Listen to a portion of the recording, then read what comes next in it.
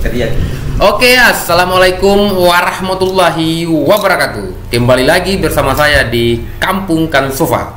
Nah, pada kesempatan kali ini agak berbeda dengan video-video saya sebelumnya, kawan-kawan. Sebelumnya saya hanya membahas tentang tutorial pendidikan, baik itu di Kemenak maupun di dinas. Dan juga sering saya bahas itu hanya terkait dengan informasi-informasi yang terupdate untuk para guru-guru di seluruh Indonesia. Nah, pada kesempatan kali ini agak berbeda. Kita akan langsung wawancara pemuda-pemuda terkait dengan seperti apa pendidikan di Kabupaten Wakatobi. Nah, di samping saya sudah hadir ada Andrianto, dan di samping ini juga ada Muhammad Sabrin Sabah. Nah, mungkin saya langsung ke sini ya. Kawan-kawan, kira-kira pandangan teman-teman terkait dengan pendidikan di Kabupaten Wakatobi di era COVID, di zaman-zamannya kita kasihan ini yang kena COVID ini seperti apa sih menurut pandangannya teman-teman? Saya persilakan dulu mungkin. Oke, terima kasih. Pertama saya menyapa dulu kepada seluruh penonton. Ya, sapa dulu ini penontonku, ini penonton yang setia semua ini. Ya, selamat pagi, siang, sore, malam dan subuh. Ya, siap. Di jam berapapun Anda nonton itu. Jadi berbicara tentang tanggapan saya terkait dengan pendidikan di era COVID-19 seperti sekarang ini. Nah, tanggapan saya dengan terkait pendidikan di Kabupaten Wakatobi untuk sekarang ini, tentu mau berbicara kecewa, memang kecewa. Karena kenapa? Pembelajaran pada dasarnya kita harus mengakui bahwa pembelajaran hari ini tidak efektif. Baik itu di non formal maupun di formal. Karena kenapa? Kita dibatasi oleh aturan. Kita sebutnya mematuhi protokol kesehatan, kemudian harus menjaga jarak, tidak boleh berkerumun. Kita dibatasi oleh itu. Sementara kita tahu bahwa pembelajaran itu harus banyak orang. Harus sama-sama. Tapi tidak bisa kita lakukan itu dan tidak bisa kita paksakan karena keadaan kita yang memaksa. Nah, saya katakan tidak efektif. Alasan saya tidak efektif, saya punya dasar juga. Dasarnya adalah ketika seandainya pada saat pembelajaran itu berlangsung dengan proses pembelajaran daring misalnya. Nah, sementara bagaimana kalau mahasiswa misalnya itu tidak terlalu sulit. Karena kenapa? Setidaknya mahasiswa itu sudah punya kemandirian untuk belajar sendiri. Tetapi yang menjadi persoalan ini kan di SMA, terutama kayak di tingkat SD. Nah, SD, SMP, SMA yang menjadi problem hari ini. Yang dimana mereka tidak punya kemandirian pada dasarnya untuk memahami materi yang ditawarkan atau diberikan oleh seorang guru. Karena mereka pada dasarnya membutuhkan penjelasan lebih. Nah, itu tidak terjadi. Itu terjadi karena melakukan namanya pembelajaran daring. Nah, jadi menurut saya untuk menanggapi pendidikan yang Kabupaten Wakatobi di era COVID-19 ini adalah tidak efektif. Berarti tanggapan teman-teman saudara Andrianto tadi bahwa pembelajaran di era COVID apalagi dilakukan secara daring itu sangatlah tidak efektif ya seperti itu. Nah, saya mau melangkah dulu ke saudara Sabrin. Seperti apa tanggapan saudara terkait dengan pendidikan di era COVID, terutama di pembelajaran daring lah itu? Terima kasih. Sebelum saya menjawab, saya berterima kasih kepada Bung Viko mantap mengundang saya. Suatu kehormatan. Salam corona dulu. Mantap. Suatu kehormatan untuk saya sudah mengundang saya di. Artinya ini kita harus sedikit berbicara tentang pendidikan. Kita harus peduli lah seperti itu. Saya masuk tentang pembelajaran daring di Kabupaten Wakatobi di era COVID-19. Jadi sebenarnya yang dilakukan oleh antara guru dan siswa itu sebenarnya tidak sama halnya. Saya sepakat juga dengan saudara, tidak efektif. Karena materi yang disampaikan oleh guru-guru kepada siswa itu sebenarnya sampai, akan tetapi tidak dipahami oleh siswa-siswa yang belajar ini di secara daring ini. Karena ketika misalnya sudah disampaikan materi baru ada yang tidak dipahami oleh siswa-siswa, maka bertanyalah siswa ini kepada orang tuanya lah yang repot. Jadi yang pertanyaan kan lucu ini. Lucu karena bukan lagi siswa yang belajar, tapi orang tua lah. Bukan lagi siswa yang belajar, tapi gurunya orang tuanya lah yang belajar. Jadi yang diinginkan orang tua adalah sebenarnya dia harus siswa-siswa ini bisa mandiri dalam belajar. Tapi akan kenyataannya karena memang mungkin siswa dipaksa oleh keadaan untuk misalnya dia harus mengumpul di jam sekian, makanya orang tua turun langsung untuk mengajar menjawab soal-soal yang diberikan oleh guru tanpa lagi menjelaskan bahwa misalkan 1 tambah 1 itu bagaimana sih prosesnya supaya sama dengan 2 seperti itu ya. Jadi spontan langsung sini saya isikan karena banyak waktu. Karena waktu yang sudah mepet untuk harus dikumpul begitu. Jadi itu ya tanggapannya saudara. Tidak efektif. Tidak sangatlah tidak efektif. Aduh. Ya oke. Nah, itulah tadi tanggapan terkait dengan keadaan di proses pembelajaran secara daring lah di Kabupaten Wakatobi, baik itu di formal maupun di non formal, baik itu di tingkat SMA, SMP maupun SD. Bahwa kesimpulannya pembelajaran daring itu sangatlah tidak efektif. Ya, secara kalau kita lihat secara kasat mata kan seperti dan dialami lah di dalam mungkin teman-teman juga punya adik-adik masing-masing. Mungkin juga saudara-saudara ini sudah pernah jadi korban ya. Nah, sudah jadi korban bahwa sesuai adanya yang punya yang punya tugas kita yang mengerjakan sehingga juara lah dia. Katanya orang tua begini. Ya kan kita mena-menanya. Kita punya sekolah. Kan tapi sekolah kita Oke, selanjutnya. Tadi kan kita sudah tahu bahwa pembelajaran daring itu kan tidak efektif. Nah, kira-kira saya ingin melihat atau saya ingin mendengar seperti apa sih tanggapan dari kawan-kawan pemuda, terutama saya bisa katakan bahwa Anda ini ya korban juga ini, Nah, kira-kira apa tanggapan dan kira-kira solusinya Anda lah seperti apa supaya kemudian proses pembelajaran itu sedikit berjalan efektif. Mungkin saya mulai dari Saudara Sabrin, mungkin silakan Saudara Sabrin. Oke. Jadi begini tentang supaya dia efektif ini pembelajaran di COVID-19 ini perlunya sebenarnya kalau saya menanggapinya seperti ini sebenarnya. Ini sebenarnya peran pemuda untuk bagaimana dia membuat suatu kelompok-kelompok belajar. Kelompok-kelompok belajar di lingkungan seperti itu. Seperti itu agar supaya ketika misalnya dia ingin menghadapi materi yang akan mereka siswa-siswa hadapi, dia bisa langsung tangkap itu apa yang diberikan oleh guru-guru itu, membuat kelompok belajar di lingkungan mereka. Tapi kan tidak harus lagi kemudian kita mau salahkan bahwa sharing. Tidak, sebenarnya ini bukan juga kesalahan guru-guru ataupun siswa-siswa yang tidak memahami itu, akan tetapi kita dipaksakan oleh keadaan, makanya kita seperti itu. Ya, semoga corona ini kita berdoa saja supaya dia cepat hilang. Ya, oke, itu tadi solusi dari Saudara Sabrin. Mungkin saya langsung melangkah ke sebelahnya lagi, Saudara Andrian. Seperti apa solusi dari Saudara terkait dengan PJJ atau daring ini? Kalau saya melihatnya bahwa memang ini adalah keadaan yang sulit karena memang kita dipaksa untuk seperti itu. Nah, pertama-tama sebelum kita melangkah jauh, maka orang tua di rumah itu memang harus sabar, harus sabar untuk mengajari anak-anaknya. Karena kenapa? Ini bukan persoalan gurunya yang tidak tuntas untuk mengajar, bukan. Akan tetapi memang keadaan seperti itu. Maka seorang orang tua di rumah ataupun saudara-saudara kakaknya di rumah itu memang harus punya kesabaran untuk berbagi waktu. Ya pokoknya dia harus mampu lah berbagi waktu kepada adik-adiknya untuk mengajari itu.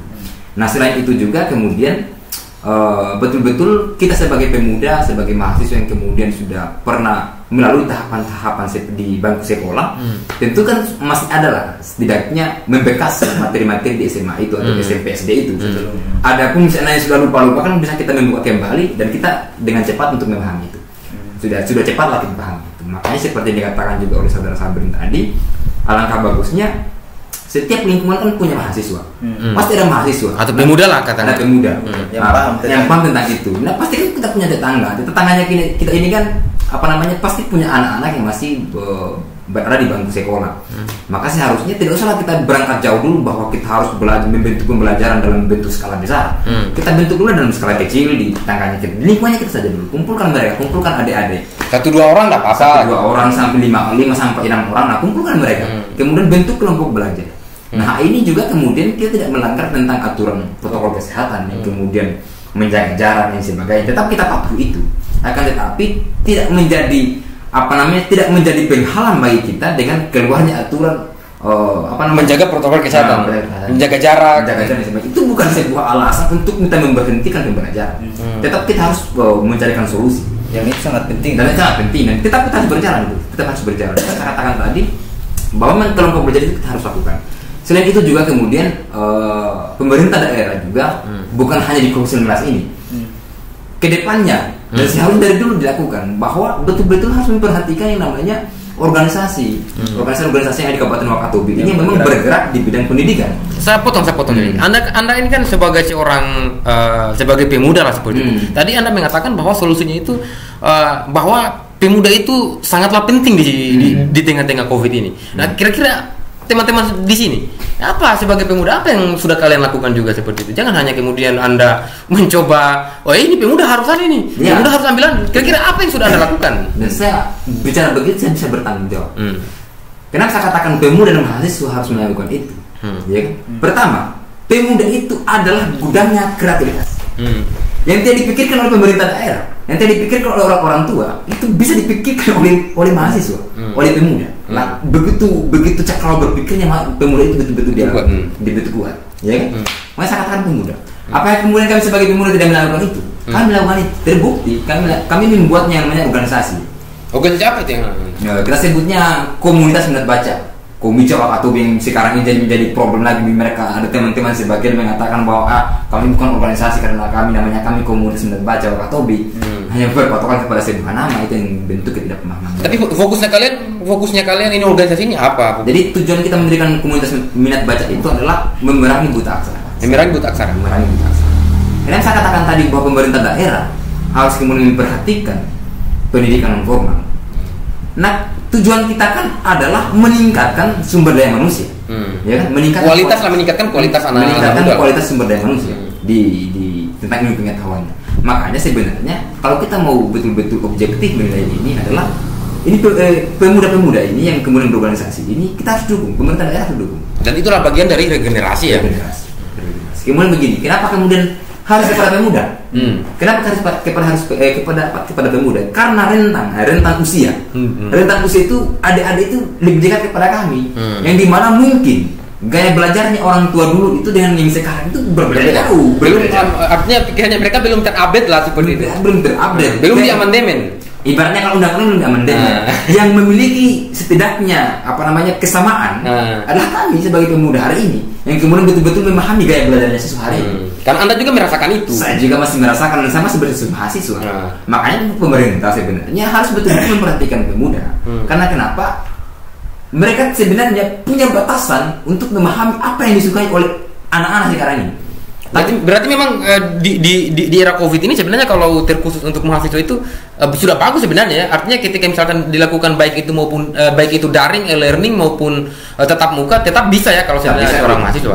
Tetapi kan kendalanya kita ini tinggal di adik-adik lah seperti itu. Mungkin di SMA juga mungkin masih sudah bisa lah seperti itu. Nah, kira-kira kalau coba kita coba mari kita lihat seperti apa. Kira-kira coba misalkan ini kan ada adanya seorang siswa SD ya. Nah, kira-kira ketika ada tugas misalkan, ketika ada tugasnya adanya, kira-kira apa yang Anda lakukan atau apa keadaan seperti apa itu yang terjadi di dalam rumah? Jadi begini, kalau keadaan di dalam rumah itu sebenarnya kalau misalnya kita pahami tentang apa materi yang itu kita ajarkan, karena memang kita juga pernah sekolah di sekolah dasar, misalnya di SD itu. Jadi itulah yang kita kadang kita ingin ajarkan ini adik kita ini, tapi tidak sempat saja. Tidak sempat kita mau ajarkan karena dibatasi saja oleh waktu itu, makanya sulit. Saya sebenarnya ingin mengusulkan kepada memberikan oleh pemerintah sebenarnya membuat posko-posko belajar di lingkungan masing-masing mungkin atau di desa atau mungkin lebih tepatnya dilakukan oleh pemerintah di tingkat kelurahan di atau desa. Dia menyediakan jaringan wifi karena begini, ada contoh kasus di teman saya itu dia ada juga di pulau sebelah itu bukan di Wangi-Wangi. Dia cerita tentang begini permasalahannya dia. Kalau dia pergi kuliah itu dia bawa bekal. Bayangkan bekal apa itu? Dia bawa bekal supaya dia bisa kuliah karena kan lama. Misalnya di mata kuliah pertama, kemudian jeda waktu antara mata kuliah pertama dan mata kuliah dia sangat panjang. Jadi dia membawa bekal dia membawa bekal supaya dia bisa mendapatkan mata kuliah kedua ini. Sebenarnya kan dia pergi mencari jaringan. Untuk mencari jaringan. Jadi dia bawa bekal. Bayangkan saja betapa sulitnya untuk belajar itu. Berarti memang harusnya pemerintah atau pihak penyelenggara pendidikan harusnya ketika misalkan melakukan proses pembelajaran itu harusnya waktunya juga jangan terlalu lama lah jedanya supaya mengerti juga bisa mempermudah mahasiswa tersebut. Dia menyediakan jaringan yang bagus di tempatnya mereka sendiri. Tapi kan kita lihat di Kabupaten Wakatobi terkhusus mungkin hampir semua desa-desa atau kelurahan kan sudah ada mungkin pengadaan jaringan kemarin. Iya, mungkin atau tidak lagi berfungsi sekarang. Mungkin sudah ada, tapi faktanya yang kita lihat itu tidak ada bahwa mahasiswa dan pelajar ini tidak belajar untuk ke situ. Oke, saya kembali ke saudara Andrianto tadi bahwa kamu orang tadi sudah sebagai seorang pemuda sudah melakukan hal itu, sudah punya kelompok ya. Nah, kelompok apa yang tadi? Yang kalian sudah bentuk lah seperti itu. Komica. Nah, Komica ini sendiri sampai di mana gebrakan-gebrakan yang dilakukan di tengah masyarakat. Iya, jadi gebrakan kami di Komica Wakatobi pertama di lingkungan, dan dulu kita berbicara lain di dalam sesama kami dulu lah, sama kami di Komica itu kami setiap hari Sabtu itu kajian. Jadi orang yang membawa materi di Komica itu bukan orang-orang yang cerdas katanya atau orang-orang yang sudah teruji secara akademis ya, secara intelektualnya, tapi yang membawa materi itu justru anggota Komica yang membawa materi. Tujuan kami adalah supaya anggota Komica itu mereka mengajar sambil belajar lagi, mengajar leadership lah. Seorang leader itu adalah mengajari orang sambil belajar. Itu leader. Menarik ini sebenarnya ini Komica. Komica ini kan saya sudah pernah dengar juga tentang terkait dengan Komica ini, sudah dengar. Nah, apa gebrakan yang kemudian sering dilakukan dan itu bagi kita semua lah dianggap wow gitu, seperti dikenal bukan hanya anggota Komica. Yaitu literasi membaca. Literasi membaca kami sudah turun ke sekolah. Jadi Komica sudah turun ke sekolah. Dua sekolah di Miss Wanroka dan Miss Alikas. Anda kan sebagai seorang anggota dari Komica itu sendiri ya. Nah, seperti apa anggota Komica ini atau Komica itu sendiri bersinergi dengan pemerintah daerah? Ya, jadi sebenarnya begini, bagaimana sih supaya kami itu bisa bersinergi dengan pemerintah daerah? Jadi di Komica Wakatobi itu punya program kerja, Nah, bagaimana supaya kami punya sinergi, bisa bekerja sama? Maka pemerintah daerah betul-betul juga harus mendukung program kami. Nah, salah satu program kami sudah didukung, alhamdulillah sudah didukung oleh pemerintah daerah, yaitu ingin mendapatkan buku, bantuan buku, dan kan sudah diberikan. Kalau saya tidak salah itu kalau dirupiahkan itu sekitar 26 juta. Berarti ini Komica sudah menyediakan ada buku. Menyediakan buku. Ada librarinya lah, seperti ada perpustakaannya, pojok baca lah seperti itu. Pojok baca. Nah, sebagai kelompok pemuda, seperti yang kita ketahui bahwa Wakatobi ini kan berpisah-pisah pulau ini. Nah, kira-kira apakah memang Komica Wakatobi ini hanya berfokus di Pulau Wangi-Wangi atau memang sudah menjalar ke 3 pulau lainnya? Ya, jadi begini sih. Itu sudah menjadi perencanaan awal jangka panjangnya kita. Pada dasarnya kan membentuk organisasi itu bukan sesuatu yang mudah. Dia butuh proses-proses, dia butuh tahapan-tahapan. Itu akan menjadi perencanaan ke depan kita. Tapi hari ini alhamdulillah untuk di Pulau Wangi-Wangi sudah ada cabang. Cabang di Wangi-Wangi sudah ada. Insya Allah ke depan kita akan buka cabang di Kaledupa, Tomia, dan di Nongko.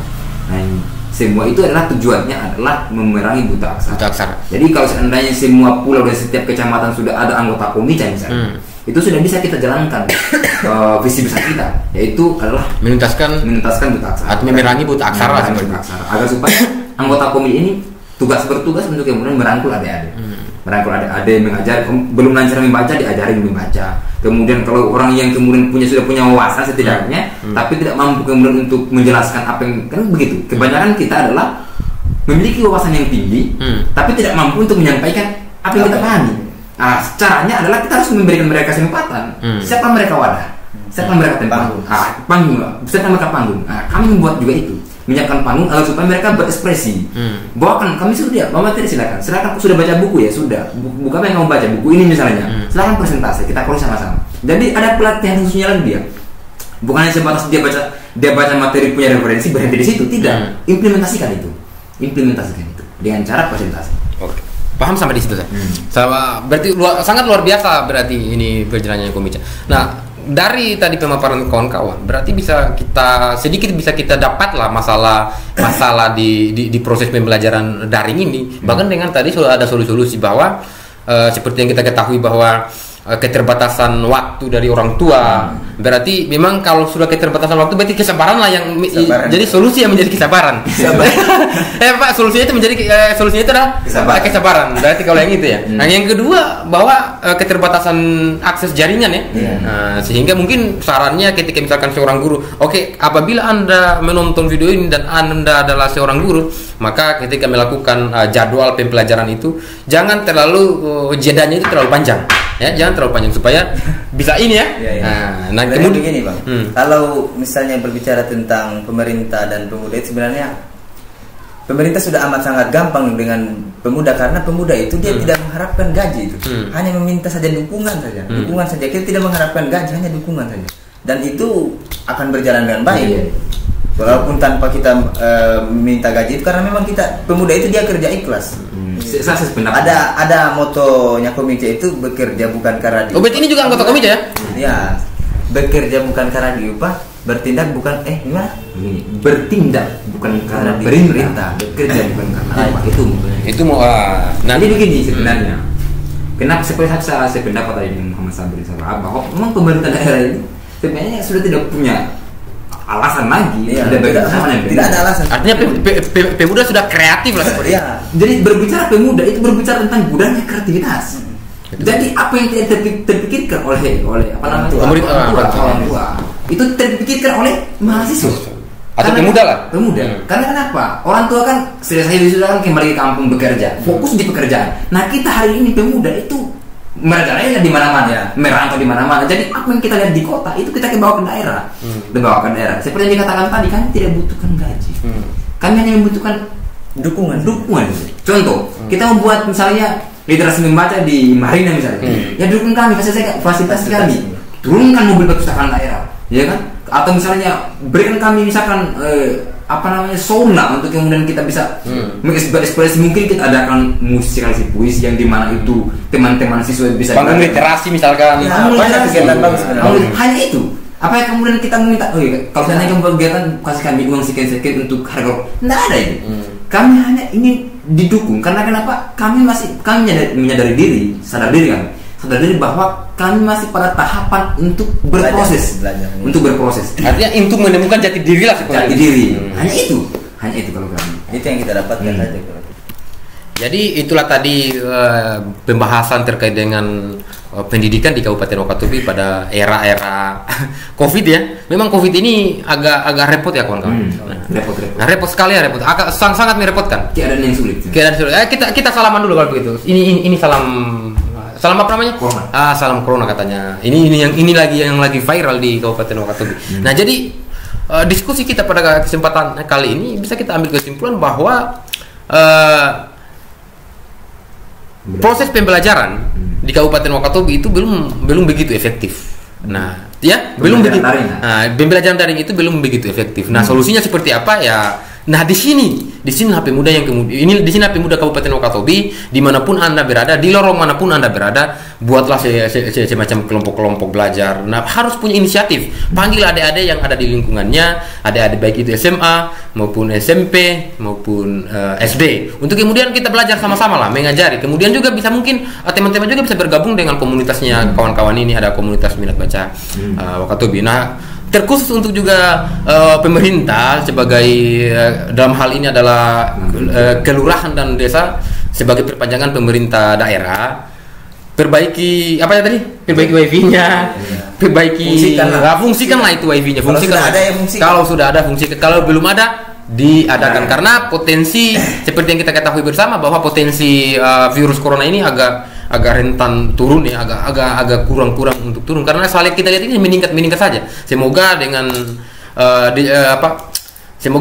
dengan kita menghadapi bulan puasa ini virus corona itu sudah pulang juga ke rumahnya ya, seperti itu. Nah, tapi ada satu tadi menarik juga kesimpulan yang harus kemudian teman-teman kita semua tahu, bahwa bukan hanya kemudian di proses belajar mengajar di dalam era COVID, tetapi kedepannya juga bahwa pendidikan non formal tidak akan sempurna. Pendidikan formal tidak akan sempurna tanpa adanya pendidikan non formal.